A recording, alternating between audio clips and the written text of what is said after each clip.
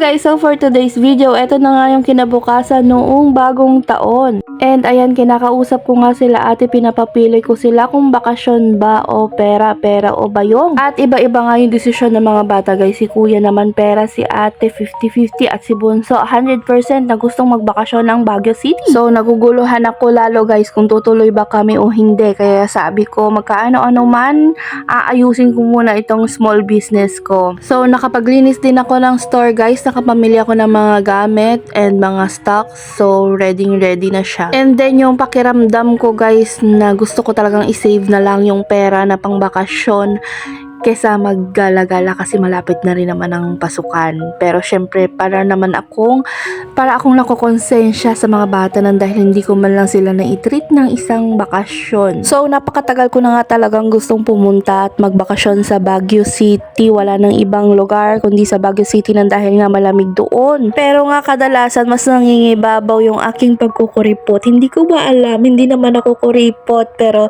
syempre malayong lugar yon guys, kaya hindi pwedeng magbabudget lang tayo pag magbabakasyon.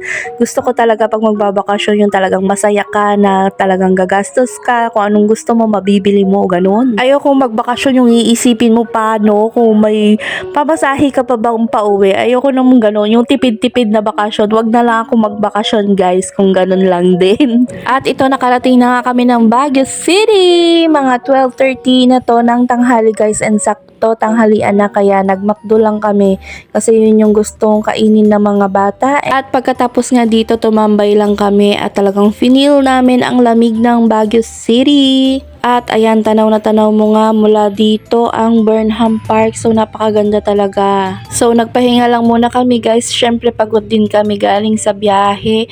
So pinapakiramdaman ko yung mga anak ko kung okay lang ba na nandito kami na magtambay at magpahinga. Nang dahil kung hindi naman sila komportable dito, doon na ako kukuha ng place na pag-stayhan namin at doon sila magpapahinga. So ganun nga ang technique ko guys bilang nagtitipid kunwari. So ayan na yung kaibigan ko, o hindi kami nakita, pinagtatawanan namin. Hindi ko rin siya matakbo dyan guys kasi nakahubad yung aking shoes. So ayan, biglang naging close sila kasi ninang yan ng aking bunso. So ayan, biglang nagpapili ng tsokolate yung anak ko na para bang matagal na silang magkakilala, hindi siya nahihiya. So I'm so glad na talagang naging close sila agad, hindi nahiya si Austin. And ito si ate nga, nagyaya siya na pumunta daw kami ng Starbucks. So tinikman nga namin no kung anong lasa nitong Starbucks na to at bakit ang dami-dami na humaling dito. Pero naku, hindi ko naman nagustuhan guys, nang dahil just ko ang mahal ng presyo. Charot. Hindi ko nga nagustuhan kasi mas masarap pa yung shake na ginagawa ko, sa true lang. I'm so sorry Starbucks. So talagang baka hindi lang bagay sa akin guys yung mga pasosyal na ganyan no, nang dahil critics tayo sa mga ganyang panlasa. So hindi bagay sa panlasa natin yung mga ganyan.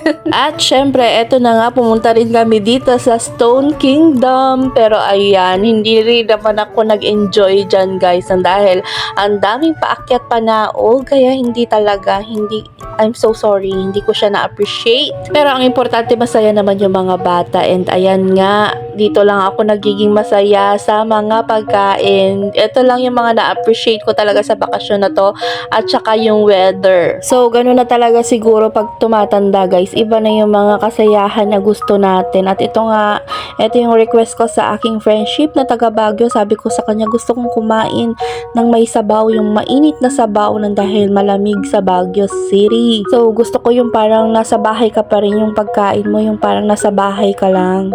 So ganun lang yung aking mga gusto bilang adulting 101 na tayo. At dito pumunta na kami, nagbike na kami ng mga bata. Ito na yung mga na-appreciate ko na mga ginawa namin kasi relaxing. Yun na yung mga gusto ko guys, yung mga marerelax ako. At hindi na nga namin namalayan yung oras dyan guys, dahil kahit kaming matatanda sobrang nag-enjoy dyan sa biking na yan. Tapos napakalamig, and then yung tanawin naman talaga sa Burnham Park paggabi, ang ganda-ganda. Pero napagod na kami ng aking friendship guys, so yung mga bata na lang yung natira na magbike dito. So hinintay na lang namin yung oras nitong bike na ito. So nag-extend yung mga bata. Pero hinayaan ko lang kasi talagang nag-enjoy sila dyan. And then naglakad-lakad kami dito sa night market. At sa mga oras na ito guys, dito na kami nakaramdam ng pagod. And then ito talaga wala sa plano na mag-i-stay kami ng Baguio ng gabi. So ang plano namin ni ate, uuwi din kami ng gabi pero nga nabitin kami. Kaya ayan. At buti na nga lang kasama namin ang aking friendship at nakahanap kami ng place na talagang relaxing din na mapagpapahingahan namin. Pero sumakit talaga yung aking mga paa guys pagkagising ko. At ito na yung aming day 2. Yan na, fresh na nakapagpahinga na ang mga bata. May lakas na naman. So ang tanging hiling nila sa akin, magbabike lang daw ulit sila. So yun lang yung hiling nila and then uuwi na kami. Pero syempre susulitin ko muna yung mga hindi namin napuntahan at bumili din ng mga pasalubong. So Sunday na nga ito guys at kinabukasan meron ng pasok ang mga bata. So yes, last minute talaga kaming nagbakasyon dahil nga hindi kami makapag-decide noong una. At kahapon nakita nyo naman wala kami masyadong napuntahan dahil napakabilis lang ng oras. Kaya sabi ko ngayong araw ay susulitin na namin. Pero nga limited time pa rin dahil nag-commute lang tayo guys. So maraming mag-uuwian ngayon dahil Sunday at may pasok na bukas yung mga estudyante mag-uuwian na yan. Kaya maaga pa lang mga 9 siguro ito nandito na kami sa SM. Inumpisahan na agad namin yung araw namin at dito na rin kami nag-almusal. So kahapon ko pa gusto 'di ba na magsabaw. So dito ngayon almusal natin sabaw na naman yung hinahanap ko. So dito kami pumunta sa Ramenagi. Gusto ko siyang i-try nang dahil nga wala ito sa Ilocos. Yes, so kawawa kami sa Ilocos. Wala kaming Ramenagi. Hello, wala kaming SM. At lagi ko nga itong napapanood sa mga vloggers like Ann Klutz. So ayan, trinay ko na talaga siya at last and napakasarap talaga ng Ramenagi guys. Hindi kayo magsisisi, must try. At hindi ko na nga kasama ang aking friendship today nang dahil kagabi nag-work pa siya guys and ayaw ko namang makaistorbo pa sa kanya. So kami na lang ng mga bata today. At ayan, nabusog na naman kami kaya meron na naman kaming lakas para mag-ikot-ikot ulit dito sa Baguio City. Pagkatapos nga namin kumain at nag-ikot-ikot sa SM Baguio, dumiretso na kami dito sa right nang dahil binanggit ko ito sa mga bata noong kumakain kami. Sabi ko sa kanila, gusto nyo bang mag horseback riding? So yun nga, na-excite sila and ayan na, o diba, ang saya-saya nila.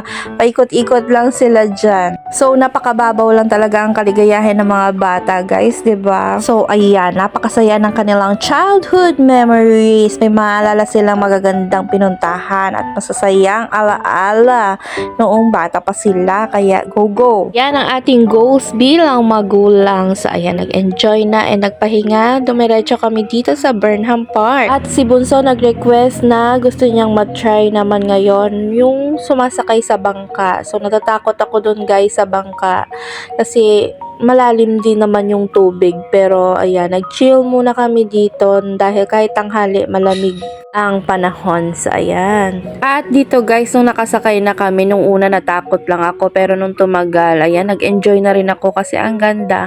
Ang ganda talaga ng tanawin tapos ang lamig-lamig kahit tanghaling tapat. So ayan, nag-enjoy. At dito ako na-enjoy sa mga boring na mga bagay-bagay sa buhay. 'Di ba? Habang nakatingin ka diyan, nag-iisip-isip ka, 'di ba? Ng mga realization mo sa buhay. So, dyan talaga, nag-enjoy din ako dito. So, mura lang to guys. Yung 30 minutes nila is nasa 250 yata. And then, meron ng magbabalsa. Kaya, ayan, nag-enjoy kami. Pero, hindi namin tinapos yung 30 minutes dahil na-boring na yung mga bata. At nagmamadali na sila, kinukulit na nila ako dito sa pagbabike dahil ito yung pinaka-favorite nilang gawin. Tapos si ate habang nagbabike nakakita siya ng mangga guys. So ayan, yung favorite talaga ni ate ang mangga na may alamang. Nang dahil sa atin sa Ilocos yung mga maliliit lang na mangga yung mga natitikman natin. So dito nakakita kami nung malalaki and yellow na yellow siya. Napakatamis. So ayan, 100 pesos nga lang. 100 ba or 120 yata yung isang piraso. Pero okay lang kasi dalawa na kami ni ate doon. Hindi nga namin naubos. Pagkatapos nga nung mangga guys, ito strawberry ice cream naman ng Baguio City ang aming tinikman. Pupunta nga rin sana kami sa strawberry farm pero nitong mga panahon na ito wala pa masyadong strawberry doon sa farm. Nagtanong-tanong ako. Kaya sabi ko hindi worth it na pupunta kami doon tapos wala ding strawberry na mapipik kaya yeah, hanggang dito na lang. So, pagkatapos namin dito guys, namili na lang kami ng mga pasalubong, mga peanut brittle, mga strawberry jam. Hindi ko na siya na video nang dahil medyo pagod na rin kami and naghahabol ng oras. Tapos yun, bumili na lang din ako ng lunch ng mga bata sa bus and umuwi na rin kami. Bumalik na kami ng Ilocos. So, ito yung mga pictures namin sa Baguio City. Napakasaya and napakagandang memory sa mga bata.